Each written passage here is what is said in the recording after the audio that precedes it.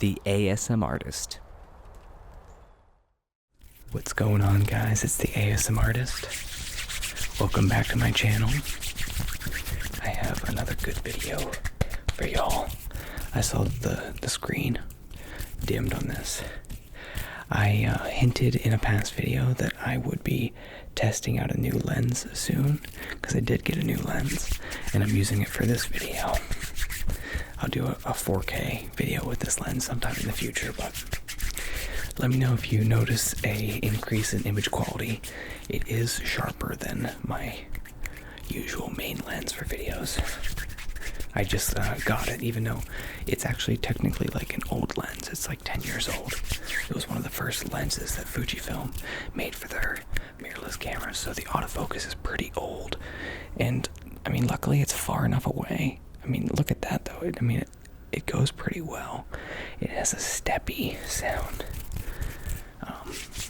Anyway, it makes noise when it focuses, so hopefully you can't hear it. It's also a longer focal length, so it's farther away, so maybe that makes up for it. But I do have a sensitive mic, so anyway, this is nothing but hand sounds. Part 4, I think. And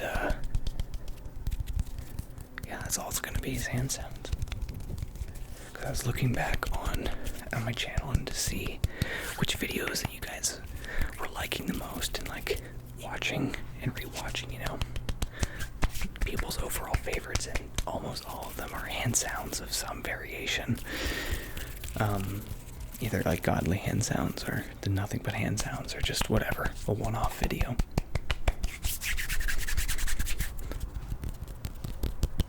So I just thought I'd try with this new lens to go back to the basics and do many people's favorite trigger.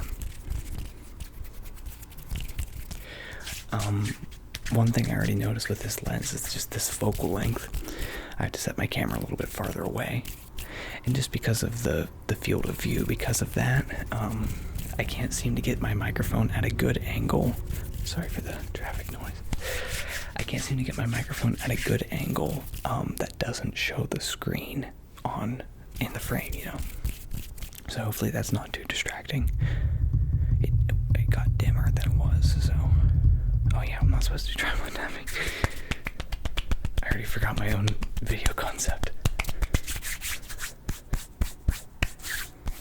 But I've been on this kick of making recording ASMR videos fun for me by giving myself like a creative limitation when I start off. So that's like the making up as I go videos.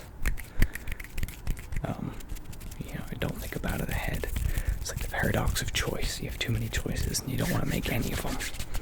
So I go in with no choices in mind and have to make it up as I go. And that it works well for my brain. We haven't done nail sounds in so long. Oh, I think I was out of focus. I don't know. I can't tell. I don't have my glasses on. So tell me if it's like focus hunting or something. I really hope it's not. But at the same time, when I look up at the monitor, it always looks out of focus because everything's blurry. I'm gonna try not to wear my glasses in videos, because I think, at least these kinds of videos, because I don't know, the lights are like distracting, the reflection of the lights in my glasses.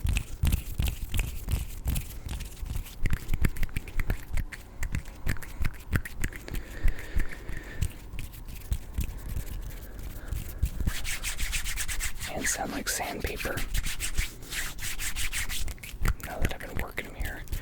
This is actually very tiring. If you don't believe me, try doing this with your hands for a minute straight. I guarantee you'll feel the burn in your forearms. And finger flutters are arguably even worse. Notoriously physically demanding trigger.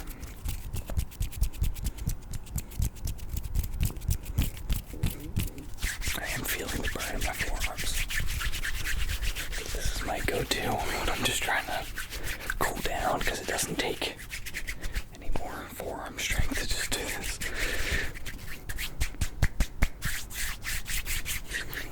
One thing that's not as nice about this field of view is I kind of like the 23 millimeter, which is the equivalent of a full frame 35. This is a 35, this is confusing.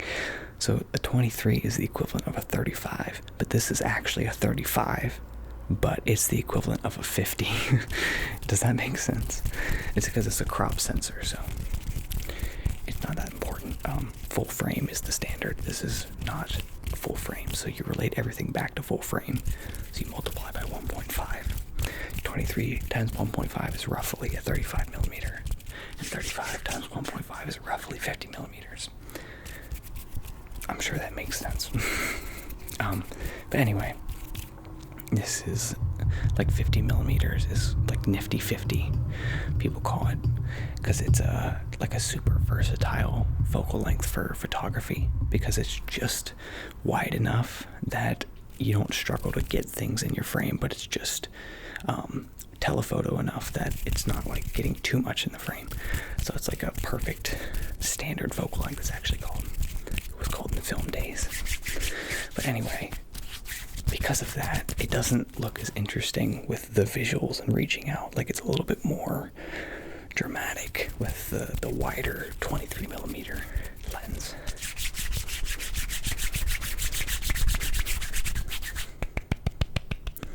Because it's like a wider angle without getting too distorting. I did one video with my ultra wide angle lens, which I'll have to do another one because that's really fun. It's a manual focus, but it almost doesn't matter when I'm filming myself because I'm like this close to the lens because it's so wide angle, and I don't want to be just like this little tiny guy in frame. I want to be like this size in frame, especially when there's a black background. There's no information back there.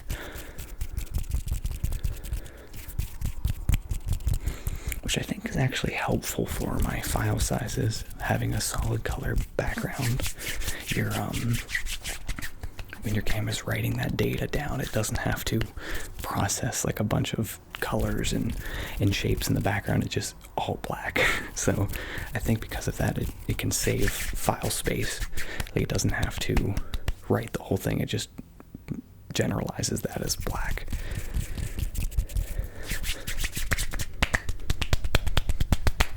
It's interesting how processing works. I guess I'll do my classic rambles, but I have a fresh topic. People are always impressed that I have something new to say every time, but I have another thing to say. And it's kind of on the same topic. This is such a nerdy topic about like how cameras process data. There's two ways you can take a picture with almost any given camera, any like half decent camera. You can take a JPEG image, which is basically a finalized version of your photo that you just like basically send it to your phone or get it on your computer or whatever and share it. Or you can take a raw picture, which is what I do most of the time and what professional photographers do. In raw files, whenever your camera captures a raw file, it's actually not a picture file. It's just a collection of a bunch of data that's there. It collects a lot more data and the files are bigger. I don't know the super specifics of how that works, but anyway, that's all that's really important to know there. But dang it, my camera died. So sorry if the shot changed a little bit, but I got a refresher for the hands. Anyway, as I was saying, the difference is raw files collect a lot more data. And because of that, you put it in a picture editing program. I use Adobe Lightroom. There's a couple other common ones. But anyway, you can, because of you have a raw file, you can do really crazy things with your pictures. Like, even though it might look like pitch black, you can recover shadows. Like something that might look pitch black, you can raise, it's literally a bar that says shadows, and you just like take it up a little bit, and you like all of a sudden things will just like appear in shadows that are like pitch black. And you can't do that with a JPEG image, but you can do the same thing with highlights. If something is overexposed to a certain extent, you can bring back highlights and get some definition back that might just turn pure white when it's overexposed. The thing with raising shadows, though, is you introduce noise to your image because it's like ISO. If you know what that is with a camera, it's like artificially adding light to your sensor, so it creates digital noise. So whenever you raise your shadows, it'll look noisy in that area of your image. So it's not perfect, but anyway, that's a weird tangent. I don't even know how I got there.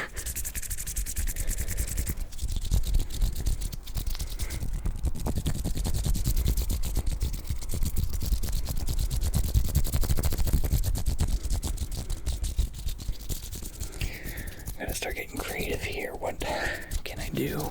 What can I do that I've never done in terms of hand sounds on this channel?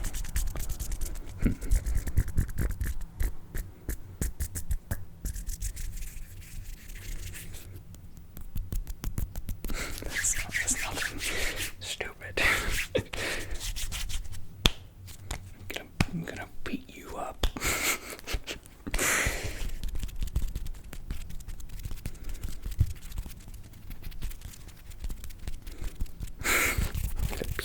Why did I say that? Sorry.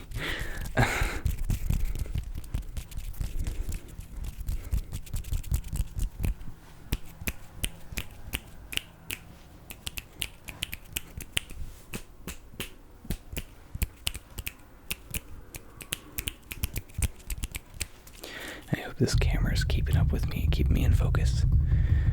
Or this lens, more specifically, because I know the camera has capable autofocus. I have my two best video autofocus lenses are the kit lens, which is an 18-55 zoom, and the lens that I usually use, which is a 23mm f2 prime. This is a 35mm. I think I've already said the focal length, but it's an f1.4 prime. So if I opened it all the way, it would have a really shallow depth of field. That's what the f number is. It means aperture, which is looks just like the iris of your eye. There's these blades that open and close, and that's your aperture.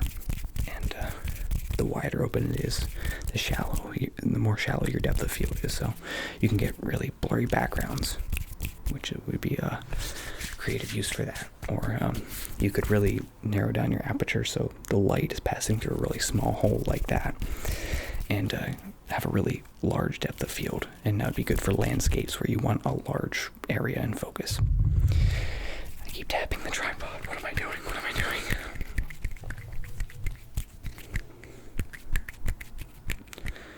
Okay. What? I honestly didn't. I mean, tell me if I'm wrong, but I don't know if there's another. I don't know if there is a hand sound trigger that I haven't done before. I'm already well past 100 videos on this channel, which is crazy to think it doesn't feel like that, but it's true.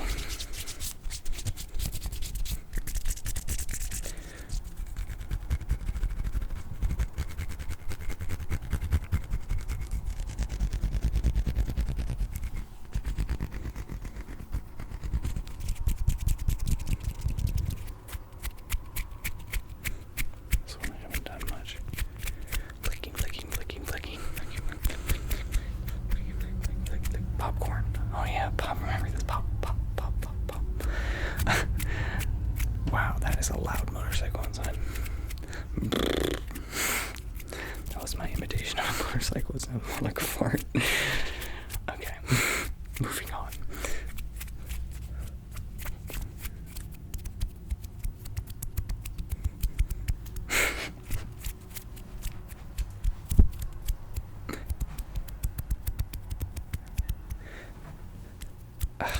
It to be closer. I miss my old focal length. This might not be maybe it might not be my new standard. I think I like the 23 better, which is rough because I spent a pretty penny on this, even used, and the lens I'm using now is even a little bit beat up. So just on the outside, the glass part, which is the important part, is good, but it's a black lens and it's just like missing paint on the focus ring. It looks like somebody put it in a bag with other metal lenses with no protection. So it's a sin.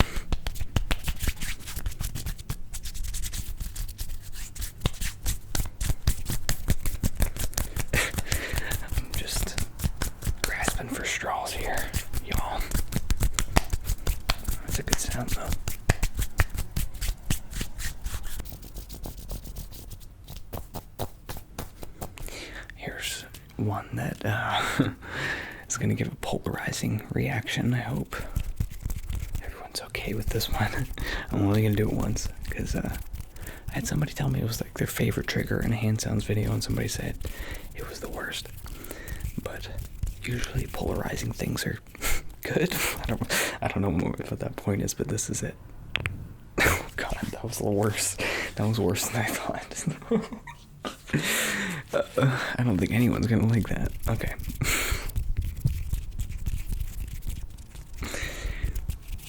I don't know why I'm so loopy this video. I don't know why I've been looking at the microphone like the whole time instead of the lens. There's something with me taking my glasses off and I can't see, and I just want to look at things that are close to me, because this I can see in sharp focus, but I look out there and everything's blurry and I don't like it. Do they make glasses that don't have reflection, like it doesn't reflect on the front? Is there a special fee I can pay that's not ridiculous to get a coating that does that? I guess I could get a polarizing filter on my lens, but I don't do that. Also, you guys should give me some suggestions, because at the end of this month I need to get a new pair of glasses.